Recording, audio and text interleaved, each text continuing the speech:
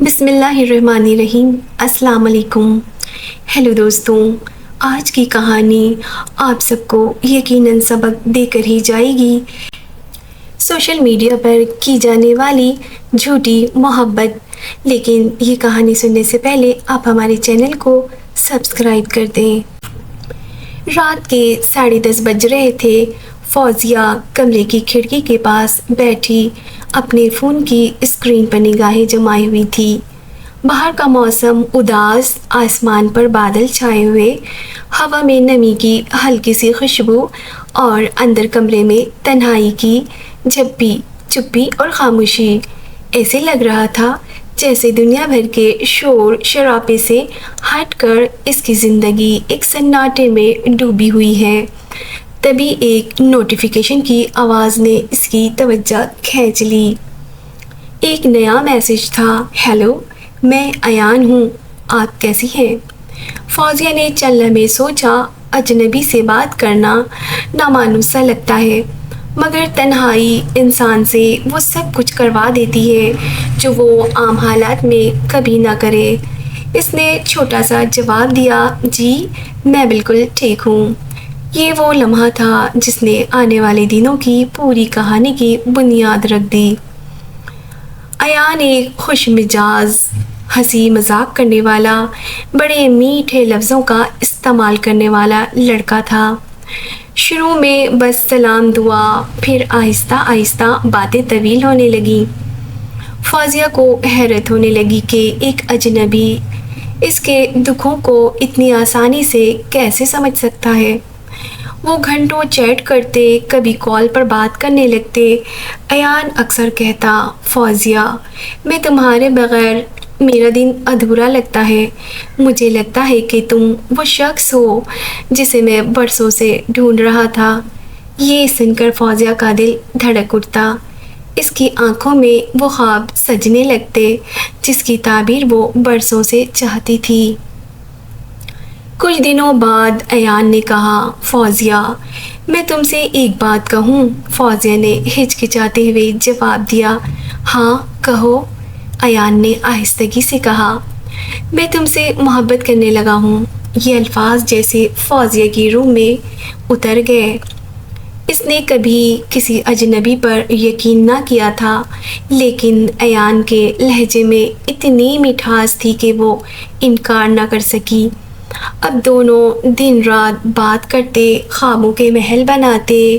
ایان وعدے کرتا کہ وہ اس سے شادی کرے گا، ساتھ رہے گا، کبھی نہیں چھوڑ کر جائے گا۔ فوزیہ پہلی بار زندگی میں اتنی خوش تھی، اسے لگتا تھا کہ قسمت نے اس پر مہربانی کر دی ہے۔ لیکن جیسے جیسے وقت گزرا، ایان بدلنے لگا۔ پہلے دن بھر میسیجز آتے، پھر صرف شام کو، اور پھر کبھی کبھار۔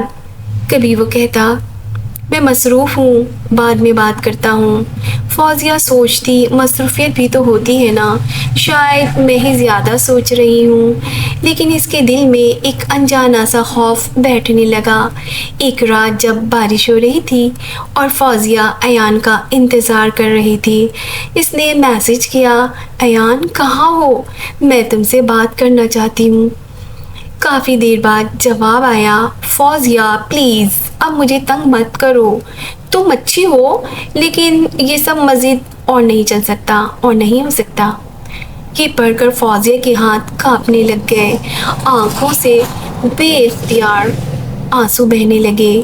وہ بار بار میسج لکھتی اور پھر ڈیلیٹ کر دیتی۔ یہ کیسے ممکن ہے؟ جس نے وعدے کیے، خواب دکھائے، وہ اچانک اجنبی کیسے ہو گیا؟ چند دن بعد فوزیہ کو پتہ چلا کہ ایان کئی اور لڑکیوں سے بھی ایسے ہی بات کرتا تھا۔ وہ سب کو خواب دکھاتا، وقتی جذبات بانٹتا اور پھر غائب ہو جاتا۔ فوزیہ کے لیے یہ صدمہ ناقابل برداشت تھا۔ ایک دن آئینے کے سامنے کھڑے ہو کر اس نے خود سے کہا، میں نے اپنی خوشی، اپنی تنہائی، اپنے خواب ایک ایسے شخص پر قربان کر دیے جو حقیقت میں کبھی میرا تھا ہی نہیں۔